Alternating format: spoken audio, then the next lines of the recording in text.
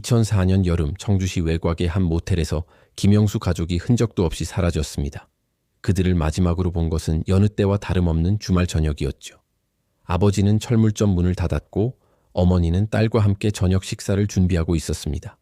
그러나 다음 날 그 누구도 그들을 찾을 수 없었습니다.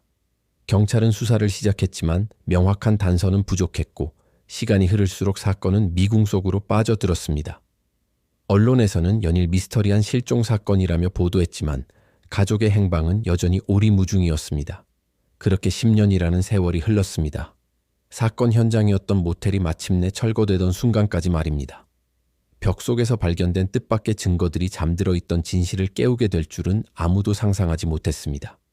한 가족의 사라짐에서 시작된 이야기는 결국 우리 사회 전체가 직면해야 할 중요한 진실로 이어졌습니다. 그날의 흔적에서 이 이야기를 전해드립니다. 오늘의 이야기에 앞서 잠시 구독과 좋아요를 눌러주시면 이러한 중요한 이야기들을 계속해서 만들어 나가는데 큰 힘이 됩니다. 2004년 7월의 마지막 주말이었습니다. 무더위가 기승을 부리던 그 여름, 42세의 김영수 씨는 평소처럼 철물점 셔터를 내렸습니다. 그는 청주 주택가에서 성실한 자영업자로 이름이 높았습니다. 10년 넘게 한자리에서 철물점을 운영하며 단골들에게는 정겹게 외상도 해주는 인심 좋은 사람이었죠. 그에게는 특별히 원한을 살 만한 사람도 숨겨야 할 큰 빚도 없었습니다. 집으로 돌아온 김영수 씨를 맞이한 사람은 39세의 아내 박미정 씨였습니다. 초등학교에서 시간 강사로 일하던 박미정 씨는 아이들을 사랑하는 따뜻한 성품으로 학부모들 사이에서도 신뢰받는 선생님이었습니다. 꼼꼼한 성격의 그녀는 가계부 한 줄까지도 빠뜨리지 않고 기록하는 알뜰한 살림꾼이었습니다. 그리고 이 가정의 희망이었던 15세의 김소연 양이 있었습니다. 고등학교 입학을 앞둔 소연 양은 학업 성적이 우수했고 친구들과도 잘 지내는 평범한 여중생이었습니다. 실종되기 전날까지도 다가올 중간고사를 준비하며 책상에 앉아 공부했다고 합니다. 그날 저녁 박미정 씨는 친하게 지내던 동료 교사에게 전화를 걸었습니다. 내일 날씨가 좋으면 온 가족이 함께 외식할 계획이에요.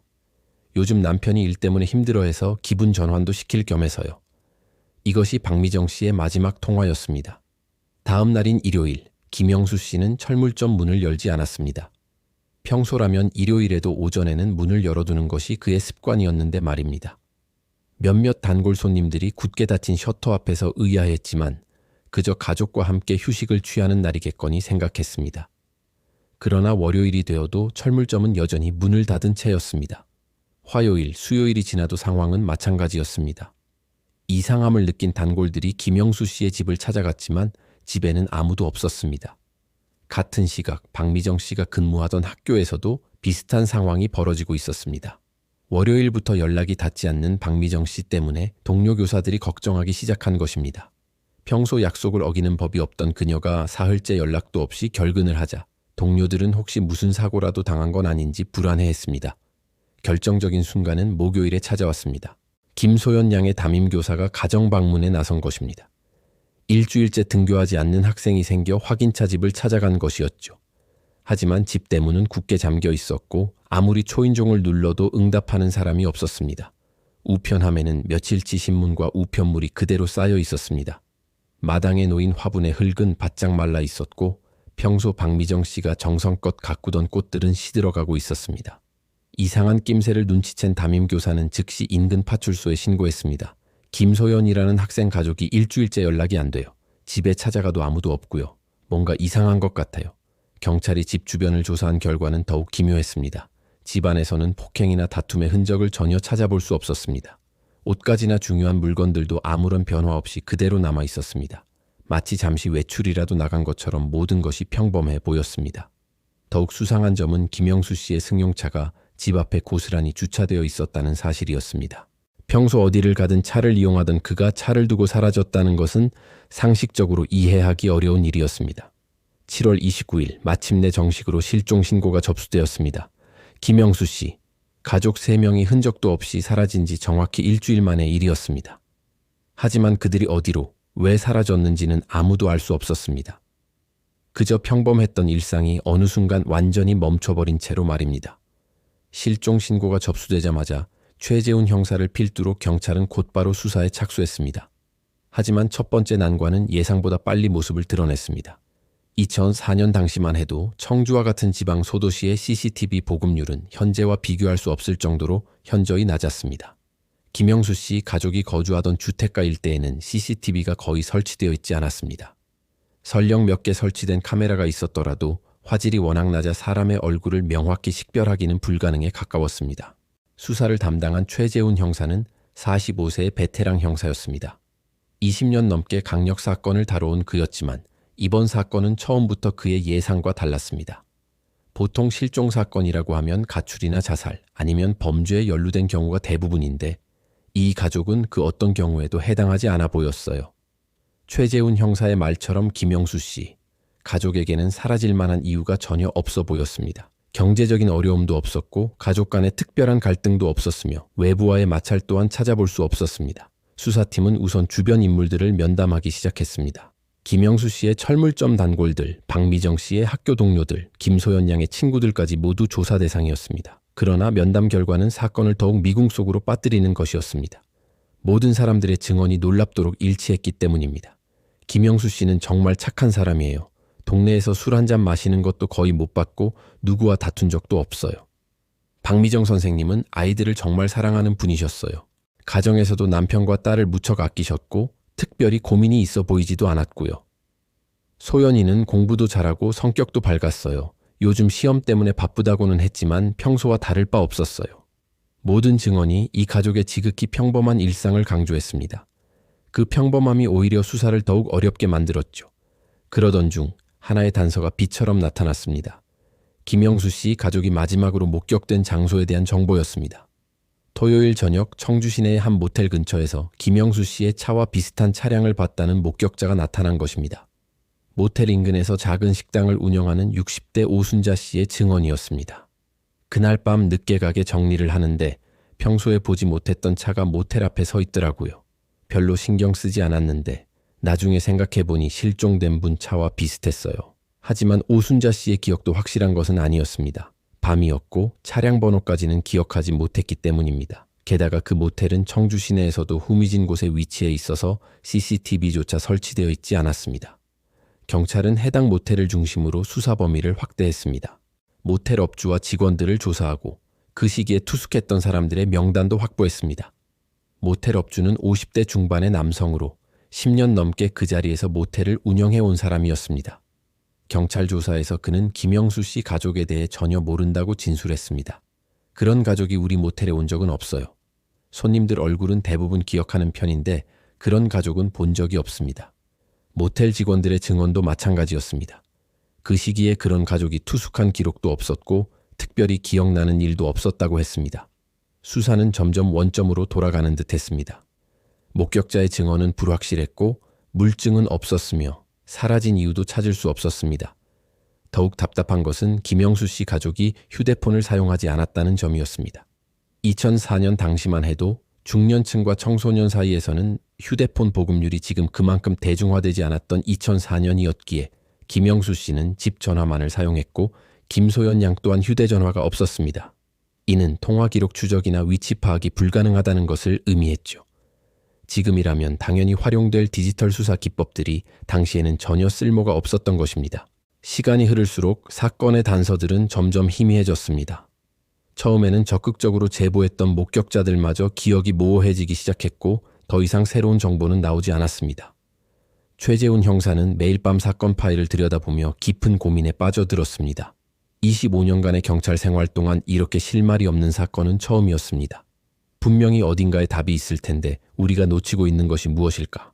아무리 머리를 쥐어짜도 해결의 실마리는 보이지 않았습니다. 그저 평범한 가족이 평범한 주말에 갑자기 사라진 것, 그것이 이 사건의 모든 것처럼 느껴졌습니다. 사건 발생 한 달 후 언론의 관심이 본격적으로 집중되기 시작했습니다. 이 사건을 처음 보도한 사람은 청주의 지역신문 기자인 정민석 씨였습니다. 38세의 베테랑 기자였던 그는 경찰서를 드나들며 우연히 이 사건을 접하게 되었습니다. 처음에는 단순한 가출쯤으로 여겼습니다. 하지만 조사를 해보니 이상했습니다. 사라질 만한 이유가 전혀 없는 가족이 흔적도 없이 사라진 것이었으니까요. 정민석 기자는 김영수 씨, 가족의 지인들을 직접 만나 인터뷰를 진행했습니다.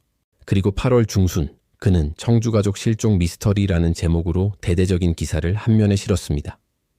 기사가 나간 후 독자들의 반응은 뜨거웠습니다. 도대체 무슨 일이 벌어진 것인지 궁금해했고 다른 언론사들도 이 사건에 주목하기 시작했습니다. 특히 김영수 씨의 형인 김정호 씨가 적극적으로 나서면서 사건은 더욱 세간의 이목을 끌었습니다. 48세 청주시청 공무원이었던 김정호 씨는 동생 가족의 실종 소식을 듣자마자 직장에 휴가를 내고 수소문에 나섰습니다. 그는 동생은 절대 가족을 두고 어디 갈 사람이 아닙니다. 무슨 일이 생긴 게 분명해요. 제발 우리 가족을 찾아주세요. 라며 호소했습니다. 김정호 씨는 언론과 경찰을 오가며 사건 해결을 촉구했습니다. 직접 실종 전단을 제작하여 시내 곳곳에 붙였고 라디오 방송에 출연하여 시민들의 제보를 당부하기도 했습니다. 그의 절절한 호소는 청주 지역 사회에 큰 파장을 일으켰습니다. 평범한 가족이 갑자기 사라졌다는 사실 자체가 주민들에게는 엄청난 충격이었습니다. 우리 동네에서 그런 일이 일어날 줄이야. 혹시 우리 가족에게도 무슨 일이 생기는 건 아닐까? 주민들 사이에는 불안감이 퍼져나갔습니다. 아이들을 학교에 보낼 때도 더욱 조심하게 되었고 밤늦게 외출을 꺼리는 사람들이 늘어났습니다. 경찰 또한 사회적 관심이 높아지자 수사 인력을 증원했습니다. 강력계 전체가 이 사건에 매달렸고 도청에서도 지원 인력을 파견했습니다. 수사 범위도 전국으로 확대되었습니다. 김영수 씨 가족이 타지로 이주했을 가능성을 염두에 두고 전국 경찰서에 협조 공문을 발송했습니다. 또한 전국 병원과 시체안치소에도 신원 확인 요청을 보냈습니다. 혹시 사고를 당해 신원 미상으로 처리되었을 가능성도 배제할 수 없었으니까요. 하지만 한 달, 두 달이 지나도 특별한 진전은 없었습니다. 제보 전화는 많이 걸려왔지만 대부분 확인되지 않는 추측이나 소문에 불과했습니다. 비슷한 가족을 어디서 봤다, 의심스러운 차를 목격했다는 신고가 연일 이어졌지만 정작 확실한 단서는 나오지 않았습니다. 그러던 중 한 가지 흥미로운 제보가 들어왔습니다. 사건 발생 며칠 전 김영수 씨가 누군가와 전화 통화를 하는 모습을 봤다는 이웃 오순자 씨의 증언이었습니다. 그날 저녁에 김영수 씨가 집 앞에서 전화를 받고 있더라고요. 평소보다 표정이 좀 심각해 보였어요. 목소리도 평소보다 낮았고요.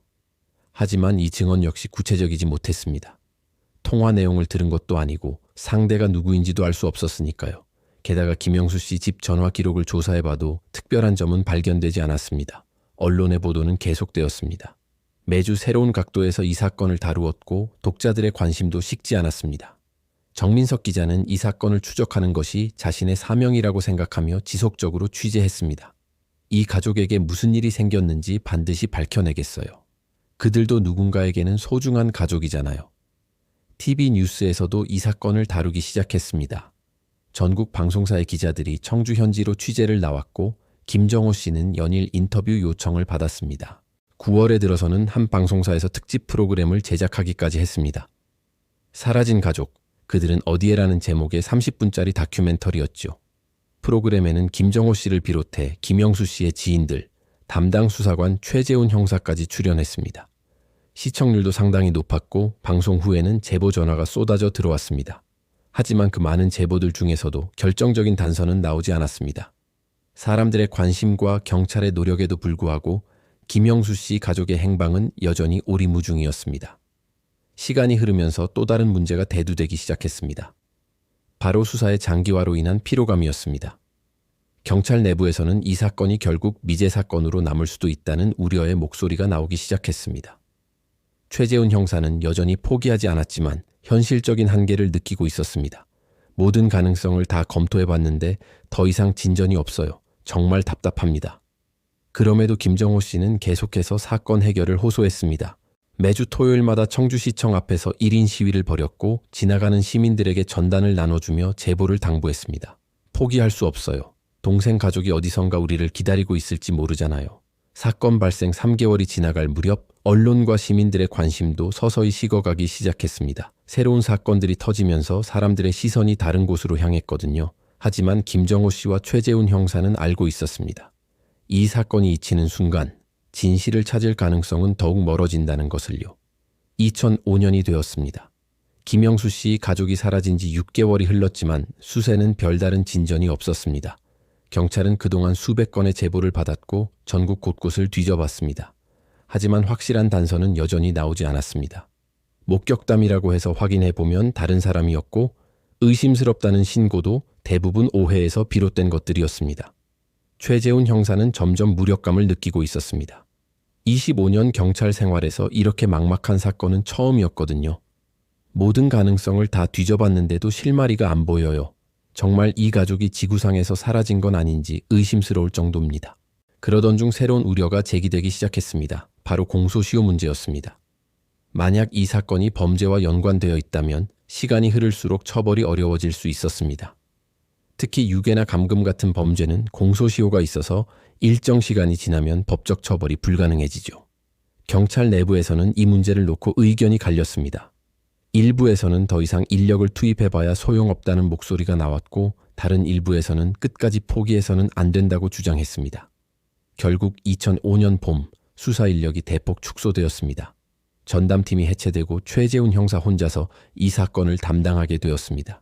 김정호 씨에게는 청천벽력 같은 소식이었습니다. 아직 6개월밖에 안 지났는데 벌써 포기하는 거예요. 우리 가족은 어떻게 되는 건가요? 그는 경찰서를 찾아가 항의했지만 현실의 벽은 높았습니다. 제한된 인력으로 모든 사건을 처리해야 하는 경찰로서는 어쩔 수 없는 선택이었거든요. 그래도 김정호 씨는 포기하지 않았습니다. 매주 토요일마다 계속 1인 시위를 벌였고 언론사에 지속적으로 연락해 관심을 당부했습니다. 정민석 기자는 이 사건을 잊지 않고 있었습니다. 비록 다른 사건들에 밀려 자주 다루지는 못했지만 기일이 되면 어김없이 추적 기사를 써서 시민들의 기억을 환기시켰습니다. 2005년 7월 사건 발생 1주년이 되었습니다. 김정호 씨는 추모제를 열었습니다. 작은 교회 예배당을 빌려서 가족과 지인들이 모였죠. 1년이 지났지만 우리는 여전히 기다리고 있습니다. 언젠가는 반드시 진실이 드러날 거라고 굳게 믿습니다. 추모제 소식이 다시금 언론의 이목을 끌었습니다. 몇몇 방송사에서 1주년 특별 방송을 내보냈고 청주 시민들도 다시금 이 사건을 떠올렸습니다. 하지만 안타깝게도 새로운 제보나 결정적인 단서는 나타나지 않았습니다. 대중의 관심도 이전만큼 뜨겁지는 않았죠. 1년이라는 시간은 사람들의 기억을 희미하게 만들었습니다. 최재훈 형사는 홀로 사건 서류들을 뒤적이며 혹시라도 놓친 단서가 없는지 꼼꼼히 다시 검토했습니다. 그러나 아무리 들여다봐도 새로운 실마리는 보이지 않았습니다. 2006년, 2007년이 그렇게 흘러갔습니다. 매년 기일이 되면 김영수 씨의 형님은 추모제를 열었고 당시 사건을 취재했던 기자는 꾸준히 추적 기사를 썼습니다. 하지만 사건 해결의 기미는 여전히 오리무중이었습니다. 시간이 흐르면서 새로운 어려움도 생겨났습니다. 사건 당시의 목격자들 중 일부는 청주를 떠나거나 연락이 끊겼습니다. 기억도 점점 희미해져서 예전에 진술했던 내용조차 확실하지 않다고 말하는 사람들이 늘어났습니다. 실종 현장 모텔 근처에서 식당을 운영하던 오순자 씨도 마찬가지였습니다. 그때 일이 워낙 오래돼서 정확히 기억이 안 나요. 비슷한 차를 본 것 같다고 했는데 지금 생각해보면 확신은 없네요. 증언의 신빙성이 떨어지면서 수사는 더욱 난관에 부딪혔습니다. 그나마 있던 단서마저 흐려지고 있었던 셈이죠. 2008년 사건 발생 4년째가 되었습니다. 이제는 언론에서도 이 사건을 거의 다루지 않았습니다. 새로운 사건들이 계속 터져 나오면서 4년 전 실종 사건은 사람들의 관심에서 멀어졌습니다. 그러나 김영수 씨의 형님만은 여전히 포기하지 않았습니다. 비록 참석자는 줄었지만 매년 추모제를 계속 열었고 혹시나 하는 마음으로 제보를 기다렸습니다. 사람들이 잊는다고 해서 진실까지 사라지는 건 아니에요. 언젠가는 반드시 밝혀질 겁니다. 최재훈 형사도 다른 사건들을 처리하면서도 틈틈이 이 사건 기록을 들여다봤습니다. 새로운 수사 기법이 도입될 때마다 이 사건에 적용해 볼 수 있는지 검토했죠. 하지만 2004년 당시의 증거들은 이미 오래되었고 새로운 기술로도 별다른 성과를 얻기 어려웠습니다. 2010년이 되었습니다. 김영수 씨 가족이 사라진 지 6년이 흘렀습니다. 이제는 정말로 미궁 속에 빠진 사건이 될 것만 같았습니다. 김영수 씨의 형님은 50대 중반이 되었고 최재훈 형사는 정년 퇴직을 앞두고 있었습니다. 세월이 흐르면서 이 사건을 기억하는 사람들도 점점 줄어들었습니다. 그래도 김영수 씨의 형님은 매년 7월이 되면 어김없이 추모제를 열었습니다. 이제는 가족 몇 명과 소수의 지인들만 참석했지만 그는 절대 포기하지 않겠다는 굳은 의지를 보였습니다. 사건이 잊혀지는 것이 가장 무서워요. 잊혀지는 순간 우리 가족은 정말로 사라지는 거니까요. 그렇게 시간은 계속 흘러갔습니다. 2021년, 2012년, 2013년 매년 반복되는 추모제와 함께 말입니다. 아무도 몰랐습니다. 2014년이 되면 모든 것이 뒤바뀔 거라는 사실을. 2014년 봄이었습니다. 김영수 씨 가족이 사라진 지 거의 10년이 흘렀습니다. 그해 3월 뜻밖의 소식이 들려왔습니다. 사건 현장이었던 그 청주 모텔이 철거된다는 것이었습니다. 30년 넘게 운영되어 온 모텔은 시설이 노후화되면서 안전진단에서 불합격 판정을 받았습니다. 건물주는 더 이상 수리비를 투자할 가치가 없다고 판단하고 철거를 결정했습니다. 김영수 씨의 형님은 이 소식을 듣고 복잡한 심경에 잠겼습니다. 동생 가족이 마지막으로 목격된 장소가 사라진다는 것은 마지막 연결고리마저 끊어지는 듯한 느낌이었거든요. 혹시 그 건물에 우리가 모르는 단서가 남아있을지도 모르는데. 하지만 철거는 이미 결정된 일이었습니다. 4월 중순 철거 작업이 시작되었습니다. 철거를 담당한 것은 지역의 한 건설업체였습니다. 20년 넘게 철거 작업을 해온 박철민 씨가 현장 책임자였습니다. 오래된 모텔이라 작업이 쉽지 않을 것 같았어요. 특히 내부 구조가 복잡해서 조심스럽게 진행해야 했거든요. 작업은 순조롭게 진행되었습니다. 먼저 내부 시설물들을 철거하고 이어서 벽체를 해체하기 시작했습니다. 그런데 5월 초 2층 객실 중 하나를 철거하던 중 이상한 점이 발견되었습니다. 벽 두께가 다른 곳보다 두꺼운 것 같더라고요. 처음에는 단열재가 더 들어간 건 줄 알았는데 뜯어보니 뭔가 이상했어요. 작업자가 벽을 뜯어낸 순간 예상하지 못했던 공간이 나타났습니다.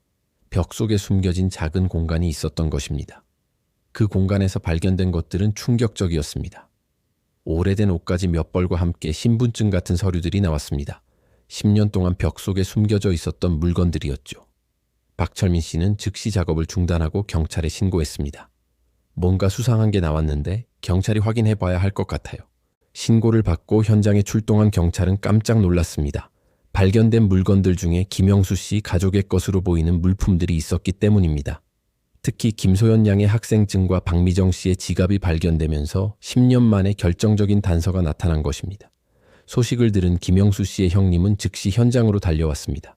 10년 동안 기다려온 순간이었습니다. 정말 우리 가족 것이 맞나요? 정말입니까? 그의 목소리는 떨리고 있었습니다. 오랜 기다림 끝에 드디어 실마리가 보인 것이었으니까요. 경찰은 즉시 현장을 통제하고 과학수사팀을 투입했습니다. 벽 속 공간을 정밀 조사하고 발견된 물품들을 분석하기 시작했습니다. 현장 지휘를 맡은 것은 새로 부임한 이은정 형사였습니다. 32세의 그녀는 최신 과학수사 기법에 능통한 신세대 수사관이었죠. 10년 전 사건이지만 포기할 수 없습니다. 새로운 단서가 나온 이상 끝까지 파헤쳐 보겠어요. 이은정 형사는 우선 발견된 물품들을 정밀 분석했습니다. 지문 감식, DNA 분석, 섬유 감식 등 가능한 모든 방법을 동원했습니다. 또한 벽 속 공간의 구조도 면밀히 조사했습니다. 언제, 왜, 누가 이런 공간을 만들었는지 파악하는 것이 중요했거든요. 조사 결과 놀라운 사실이 밝혀졌습니다. 그 공간은 원래 건물 설계에는 없던 것이었습니다. 나중에 인위적으로 만들어진 것이었죠. 건축 당시 도면과 비교해보니 완전히 다른 구조예요. 누군가 의도적으로 숨긴 공간을 만든 것 같습니다. 더욱 중요한 것은 그 공간을 만든 시기였습니다. 전문가들의 분석에 따르면 2004년 여름경에 작업이 이루어진 것으로 추정되었습니다. 바로 김영수 씨 가족이 사라진 시기와 일치했습니다. 이제 수사의 방향이 분명해졌습니다. 10년 전 그 청주 모텔에서 무슨 일이 벌어졌는지, 누가 왜 그런 공간을 만들었는지 밝혀내야 했습니다. 이은정 형사는 당시 모텔 관계자들을 다시 소환하기 시작했습니다. 10년이 흘렀지만 아직 살아있는 사람들은 찾을 수 있었거든요. 가장 먼저 조사받은 것은 당시 모텔 업주였습니다. 이제 60대가 된 그는 10년 전과 똑같은 답변을 했습니다. 그런 가족이 우리 모텔에 온 적은 없어요. 그런 공간도 제가 만든 게 아니고요. 하지만 이번에는 달랐습니다. 10년 전에는 없던 물증이 있었거든요. 그리고 최신 수사 기법을 통해 더 정밀한 조사가 가능했습니다. 모텔 업주의 진술에는 여러 모순점이 발견되었습니다. 특히 벽 공간 조성 시기에 대한 기억이 애매했고 당시 건물 수리 기록도 명확하지 않았습니다. 당시 모텔에서 일했던 직원들도 다시 조사받았습니다. 대부분은 이미 다른 곳으로 이직했지만 몇 명은 연락이 닿았습니다. 그중 한 명인 청소 담당 직원의 증언이 주목받았습니다. 2004년 여름에 사장님이 갑자기 2층 한 방을 수리한다고 하시더라고요. 며칠 동안 그 방에 들어가지 말라고 하셨어요. 이 증언은 새로운 실마리가 되었습니다. 바로 그 방이 벽 속 공간이 발견된 곳이었거든요. 수사팀은 당시 그 방에서 무슨 일이 있었는지 집중적으로 조사하기 시작했습니다. 10년 만에 사건 해결의 실마리가 보이기 시작한 것입니다. 최재훈 형사도 정년 퇴직 후였지만 수사에 적극 협조했습니다. 10년 동안 놓치고 있었던 퍼즐 조각이 드디어 나타난 것이었으니까요. 이제야 길이 보이네요. 10년을 기다린 보람이 있습니다. 사건은 새로운 국면을 맞이했습니다. 네, 맞아요. 모두가 이제는 진실이 밝혀질 때가 왔다고 생각했죠. 벽 안쪽 공간에서 나온 증거들을 토대로 본격적인 재수사가 다시 시작되었습니다. 최재훈 형사는 10년 전 사건 파일을 꺼내 하나하나 세심하게 들여다보기 시작했습니다. 10년 전에는 기술이 부족해서 놓쳤을지도 모르는 단서들이 있을 겁니다. 이번에는 모든 것을 처음부터 다시 봐야 해요. 가장 먼저 다시 조사받은 사람은 당시 모텔 주인이었던 장태수 씨였습니다. 이제 60대 중반이 된 그는 여전히 같은 말을 되풀이했습니다. 저는 정말 아무것도 몰라요. 그런 가족은 온 적도 없고 그런 공간을 만든 적도 없어요. 하지만 이번에는 명확한 증거들이 있었습니다. 벽 안에서 발견된 김소연 양의 학생증에서 나온 지문과 모텔 여러 곳에서 채취된 지문들을 비교 분석한 결과 여러 지점에서 일치하는 부분이 확인되었습니다. 무엇보다 결정적이었던 것은 디지털 포렌식 기법을 통한 정밀 분석이었습니다. 2004년 당시에는 불가능했던 아주 미세한 증거들까지 찾아낼 수 있었기 때문입니다. 벽 안쪽 공간의 시멘트를 분석한 결과 2004년 7월 말경에 해당 작업이 이루어진 것으로 밝혀졌습니다. 바로 김영수 씨 가족이 사라진 직후였던 것입니다. 최재훈 형사는 당시 모텔에서 일했던 직원들을 다시 찾아 한 명씩 만났습니다. 10년이라는 시간이 흘렀지만 그들의 기억 속에서 새로운 증언들이 서서히 나오기 시작했습니다. 특히 당시 야간 근무를 했던 박영호 씨의 증언이 수사팀의 이목을 집중시켰습니다. 그날 일을 정확히 기억해요. 7월 마지막 주 토요일 밤에 사장님이 갑자기 나타나셨어요. 평소에는 밤에 거의 안 나오셨는데 그날은 달랐죠. 박영호 씨의 말에 따르면 장태수 씨는 그날 밤 누군가와 함께 모텔에 와서 2층 특정 방에서 몇 시간 동안 무언가를 했다고 합니다. 그 다음 날부터는 그 방이 수리 중이라며 아무도 못 들어가게 했어요. 몇 주 동안이나 그 방은 닫혀 있었죠. 이 증언은 사건을 재구성하는 데 매우 중요한 단서가 되었습니다. 수사팀은 그날 밤 모텔에서 도대체 무슨 일이 있었는지 집중적으로 파고들기 시작했습니다. 한편 10년 전의 목격자였던 오순자 씨도 다시 조사를 받았습니다. 이제 7순이 된 그녀는 당시보다 오히려 더 생생한 기억을 들려주었습니다. 그날 밤에 들었던 소리가 계속 머릿속에 남아있어요. 뭔가 아주 무거운 것을 끄는 듯한 소리였어요. 그리고 사람들이 급하게 왔다 갔다 하는 소리도 들렸고요. 오순자 씨는 10년 전에는 확신하지 못했던 것들을 이제는 아주 또렷하게 기억하고 있었습니다. 시간이 지나면서 오히려 그날의 기억이 더욱 선명해진 것이었습니다. 그때는 별일 아닌 줄 알았는데 나중에 실종 사건 이야기를 듣고 나서 계속 마음에 걸렸어요. 혹시 내가 뭔가 중요한 걸 놓친 건 아닌가 싶어서요. 수사팀은 이러한 여러 증언들을 모아 사건 당일의 상황을 차근차근 재구성해 나갔습니다. 점차 사건의 윤곽이 드러나기 시작했습니다. 그런데 결정적인 증거가 또 하나 나타났습니다. 벽 안쪽 공간에서 발견된 물건들 사이에서 김영수 씨 지갑에 들어있던 영수증이었습니다. 그 영수증은 모텔 근처 편의점에서 2004년 7월 23일 밤 11시 30분에 발행된 것이었습니다. 김영수 씨가 그날 밤 그 시간에 그 장소에 있었다는 확실한 증거가 된 것이죠. 당시 편의점 사장도 아직 그 자리에서 장사를 하고 있었습니다. 그는 그때를 회상하며 증언했습니다. 그 시간에 가족으로 보이는 손님들이 왔었어요. 아버지가 음료수랑 과자를 몇 개 사갔는데 표정이 좀 어두워 보이셨죠. 이 증언으로 김영수 씨, 가족이 그날 밤 실제로 모텔 근처에 있었다는 사실이 명확해졌습니다. 10년 만에 그들의 마지막 행적이 구체적으로 밝혀진 순간이었습니다. 수사팀은 이제 그 이후에 무슨 일이 벌어졌는지 집중적으로 조사했습니다. 편의점에서 모텔까지는 걸어서 5분 정도밖에 걸리지 않는 거리였습니다. 장태수 씨에 대한 압박은 더욱 강해졌습니다. 물증들이 하나둘 드러나면서 그의 주장은 점점 설득력을 잃어갔습니다. 당신이 그날 밤 모텔에 있었다는 건 이미 확인됐습니다. 그리고 그 시간에 김영수 씨 가족도 근처에 있었고요. 이제 진실을 말해야 할 때입니다. 하지만 장태수 씨는 마지막까지 부인했습니다. 저는 정말 모릅니다. 누군가 저를 함정에 빠뜨리려는 거예요. 수사는 마치 교착 상태에 빠지는 듯 했습니다. 물증은 충분했지만 당사자가 끝까지 부인하면 사건의 전모를 밝히기가 어려웠기 때문입니다. 그런데 예상치 못한 곳에서 돌파구가 나타났습니다. 바로 장태수 씨의 아들이었습니다. 당시 대학생이었던 장민수 씨는 아버지의 수사 소식을 듣고 경찰서를 찾아왔습니다. 10년 동안 가슴에 묻어두었던 이야기를 털어놓기 위해서였습니다. 아버지가 그날 밤 집에 피 묻은 채로 돌아오셨어요. 옷에도 피가 묻어 있었고 손도 다쳐 있었고요. 장민수 씨의 증언은 충격적이었습니다. 그는 10년 동안 아버지를 의심하면서도 차마 말하지 못했던 것들을 쏟아내기 시작했습니다. 그 이후로 아버지가 완전히 다른 사람이 되셨어요. 밤에는 잠도 못 주무시고 술도 많이 드시고요. 무슨 일이 있었던 건지 물어봐도 절대 말씀해 주지 않으셨어요. 아들의 증언이 나오자 장태수 씨의 얼굴은 완전히 굳어졌습니다. 마지막 방어선이 무너진 순간이었습니다. 이제 진실이 밝혀질 때가 온 것 같았습니다. 아들의 증언 이후 장태수 씨의 태도는 급변했습니다. 10년 동안 굳게 지켜왔던 침묵이 흔들리기 시작한 것입니다. 최재훈 형사는 마지막 조사에서 모든 증거를 차례로 제시했습니다. 벽 안에서 발견된 물건들, 시멘트 분석 결과, 목격자들의 증언, 그리고 아들의 진술까지. 이제 모든 퍼즐 조각이 맞춰졌어요. 당신이 그날 밤 무슨 일을 했는지 우리는 알고 있습니다. 장태수 씨는 한참을 침묵하다가 마침내 입을 열었습니다. 정말 그럴 의도는 아니었어요. 그의 목소리는 떨리고 있었습니다. 10년 동안 가슴에 묻어두었던 진실이 터져 나오기 시작했습니다. 장태수 씨의 진술에 따르면 그날 밤 김영수 씨 가족은 실제로 그의 모텔에 묵었습니다. 하지만 그것은 평범한 가족 여행이 아니었습니다. 김영수 씨는 며칠 전부터 장태수 씨에게 협박을 받고 있었습니다. 몇 년 전 철물점 운영자금 때문에 장태수 씨에게서 빌린 돈 때문이었죠. 김영수 씨가 돈을 갚지 못하고 계속 미루고 있었어요. 저도 사업이 어려워져서 돈이 급했거든요. 장태수 씨는 김영수 씨에게 가족과 함께 모텔로 오라고 했습니다. 협상을 위해서라고 했지만 실제로는 압박을 가하려는 의도였습니다. 가족을 데리고 오면 더 진지하게 해결책을 찾을 거라고 생각했어요. 하지만 그날 밤 모텔에서 격렬한 다툼이 벌어졌습니다. 김영수 씨는 당장 돈을 갚을 수 없다고 했고 장태수 씨는 더 이상 기다릴 수 없다고 압박했습니다. 상황은 급속도로 악화되었습니다.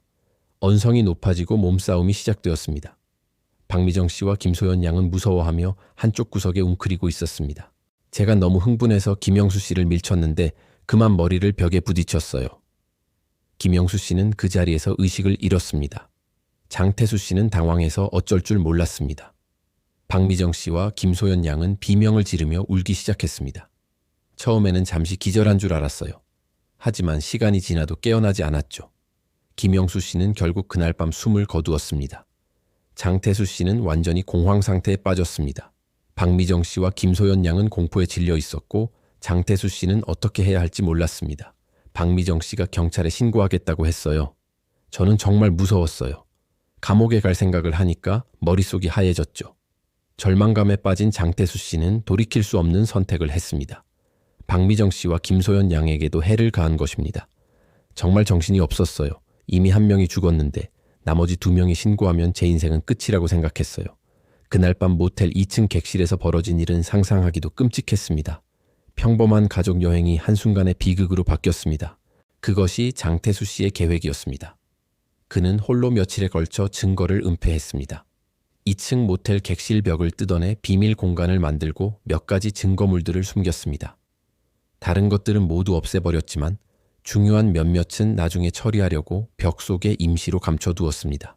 하지만 시간이 흐르면서 두려움에 사로잡혀 다시는 그 증거들을 꺼낼 수 없었습니다. 10년이라는 긴 세월 동안 장태수 씨는 이 비밀을 홀로 감내하며 살았습니다. 밤마다 악몽에 시달렸고 술로 괴로움을 잊으려 했습니다. 그에게 매일매일은 지옥과 다름없었습니다. 김영수 씨 가족의 얼굴이 계속 떠올라 단잠조차 잘 수 없었습니다. 아들인 장민수 씨도 아버지의 달라진 모습을 눈치챘지만 차마 진실을 캐물을 용기가 없었습니다. 하지만 10년 후 그 증거들이 발견되자 더 이상 침묵을 지킬 수 없었습니다. 아버지가 무언가 끔찍한 죄를 저지른 것 같다는 생각에 괴로웠지만 그래도 아버지였기에 그는 깊은 고뇌에 빠졌습니다. 장태수 씨의 자백으로 10년간 풀리지 않던 미스터리가 드디어 해결되었습니다. 검찰은 그를 살인 혐의로 기소했고 재판이 시작되었습니다. 법정에서 장태수 씨는 깊은 참회의 눈물을 보였습니다. 김영수 씨 가족에게 진심으로 죄송합니다. 제가 저지른 일은 결코 용서받을 수 없습니다. 매일 속죄하며 살겠습니다. 2014년 12월 장태수 씨는 무기징역을 선고받았습니다. 10년 전 그날 밤의 비극은 마침내 법의 심판대에 오른 것입니다. 김영수 씨의 형인 김정호 씨는 법정에서 복잡한 심경을 토로했습니다. 10년을 기다려 얻은 진실이 이런 것이라니 분노와 동시에 한편으로는 안도감이 듭니다. 이제라도 동생 가족의 행방을 알게 되었으니 말입니다. 사건은 종결되었지만 여전히 중요한 과제가 남아 있었습니다. 바로 김영수 씨 가족의 유해를 찾는 일이었습니다. 장태수 씨는 유해의 위치를 진술했고 경찰은 즉시 수색에 착수했습니다. 10년 만에 가족을 제대로 떠나보낼 수 있게 된 순간이었습니다. 장태수 씨의 판결 확정 후 이 사건은 사회 전반에 큰 파장을 일으켰습니다. 10년간 미제로 남아있던 실종 사건이 이런 식으로 해결될 것이라고는 아무도 예상치 못했습니다. 언론들은 연일 이 사건을 보도하며 다양한 사회 문제들을 지적하기 시작했습니다. 정민석 기자는 10년 만에 쓰는 마지막 추적 기사에서 이렇게 썼습니다. 이 사건은 우리 사회의 여러 허점을 여실히 드러냈습니다. 개인 간 금전 거래의 위험성과 초기 수사에서 놓칠 수 있었던 중요한 단서들 말입니다. 가장 먼저 지적된 것은 숙박업소 관리 체계의 허술함이었습니다. 2004년 당시에는 모텔이나 여관 같은 숙박업소에 대한 관리 감독이 매우 느슨했습니다. 투숙객 명단 관리도 제대로 이루어지지 않았고 CCTV 설치 또한 의무사항이 아니었습니다. 이러한 허점들이 범죄자에게 은신처를 제공하고 수사를 어렵게 만드는 결과를 초래했던 것입니다. 정부는 이 사건을 계기로 숙박업소 관련 법규를 대폭 강화했습니다. 2015년부터 일정 규모 이상의 숙박업소에는 CCTV 설치가 의무화되었고 투숙객 신분 확인과 기록 보관도 더욱 엄격해졌습니다. 더 나아가 CCTV 영상은 최소 30일 이상 보관하도록 규정이 신설되었습니다. 두 번째로 주목받은 것은 장기 실종 사건에 대한 수사 체계였습니다. 이 사건을 계기로 경찰청은 장기 미제 사건 전담팀을 신설했습니다. 3년 이상 해결되지 않은 실종 사건들을 전담으로 다루는 전문 조직이었습니다. 이은정 형사가 이 전담팀의 초대 팀장으로 임명되었습니다. 장기 미제 사건이라고 해서 절대 포기해서는 안 됩니다. 기술 발전과 새로운 관점으로 접근한다면 해결 가능성은 언제나 존재합니다. 전담팀은 지난 10년간 미해결된 실종 사건들을 재검토하기 시작했습니다. 새로운 과학수사 기법을 적용하고 당시에는 불가능했던 분석들을 시도했습니다. 그 결과 김영수 씨 가족 사건 외에도 여러 장기 미제 사건들이 재조명받게 되었습니다. 일부는 새로운 단서가 발견되어 수사가 재개되기도 했습니다.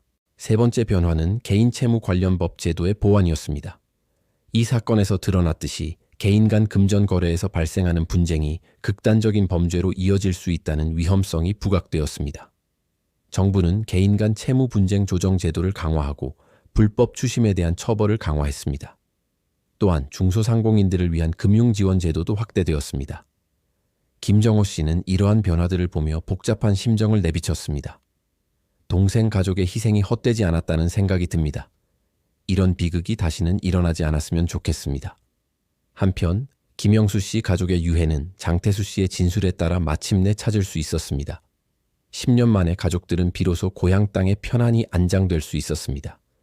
2015년 봄 김정호 씨는 동생 가족을 위한 마지막 추모제를 열었습니다. 이번 추모제에서는 슬픔보다 안도감이 더 컸습니다. 10년 동안 어디를 헤매고 있을까 걱정했는데 이제야 편히 쉴 수 있게 되었네요. 추모제에는 사건 수사에 관련된 사람들도 참석했습니다. 최재훈 전 형사, 이은정 형사, 정민석 기자, 그리고 오순자 씨까지 10년간 이 사건과 함께해온 이들이었습니다. 최재훈 전 형사는 깊은 감회에 젖었습니다. 정년 퇴직하면서 이 사건을 해결하지 못한 것이 가장 큰 아쉬움으로 남았습니다. 늦었지만 진실이 밝혀져 정말 다행입니다. 이 사건은 언론과 시민사회에도 큰 교훈을 남겼습니다. 개인의 실종이나 사라짐이 단순히 그 가족만의 문제가 아니라는 인식이 확산되었습니다. 사회 전체가 관심을 갖고 지켜봐야 할 문제라는 공감대가 형성된 것입니다. 실종자 가족들을 위한 지원 제도도 마련되었습니다. 장기간 가족을 찾지 못하는 유가족들에게 심리 상담과 법률 지원을 제공하는 시스템이 구축되었습니다. 또한 시민들의 제보 문화도 변화했습니다. 의심스러운 상황을 목격했을 때 적극적으로 신고하는 분위기가 조성되었고 경찰도 시민 제보를 더욱 체계적으로 관리하게 되었습니다. 김영수 씨 가족 사건 이후 유사한 장기 미제 사건들이 여러 건 해결되었습니다. 이는 새로운 수사 기법과 시민들의 관심, 그리고 포기하지 않는 수사관들의 노력이 만들어낸 결과였습니다. 2019년 사건 발생 15년 후에 정부는 실종자 찾기 종합대책을 발표했습니다. 실종 신고 접수부터 수사, 그리고 장기 미제 사건 관리까지 전 과정을 체계화한 것이었습니다. 이 대책의 서문에는 이렇게 적혀 있었습니다. 실종은 개인의 문제가 아닌 사회 전체의 책임입니다. 누군가의 소중한 가족이 사라지는 일이 없도록, 그리고 설령 사라지더라도 반드시 찾을 수 있도록 우리 모두가 노력해야 합니다. 김영수 씨 가족의 비극적인 실종 사건은 이처럼 우리 사회의 안전망을 더욱 촘촘하게 만드는 중요한 계기가 되었습니다. 2025년 현재 장기미제 사건 전담팀은 여전히 활발히 활동하고 있습니다. 그들의 사무실 벽에는 김영수 씨 가족의 사진이 걸려 있습니다. 포기하지 않으면 길이 있다는 글귀와 함께 말입니다. 실종은 결코 개인만의 아픔이 아닙니다. 한 사람의 사라짐은 가족과 지역사회, 나아가 우리 사회 전체에 깊은 상처를 남깁니다. 하지만 동시에 그 상처를 치유하려는 노력들이 더 안전한 사회를 만들어 나가는 원동력이 되기도 합니다. 김영수 씨, 박미정 씨, 김소연 양.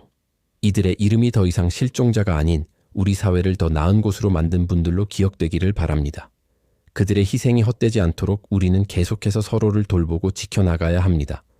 그것이 그들이 우리에게 남긴 마지막 메시지일 것입니다. 그날의 흔적은 앞으로도 세상이 기억해야 할 사람들의 이야기를 전하겠습니다. 구독과 좋아요는 그 기억을 더 멀리 퍼뜨리는 힘이 됩니다. 시청해 주셔서 감사합니다.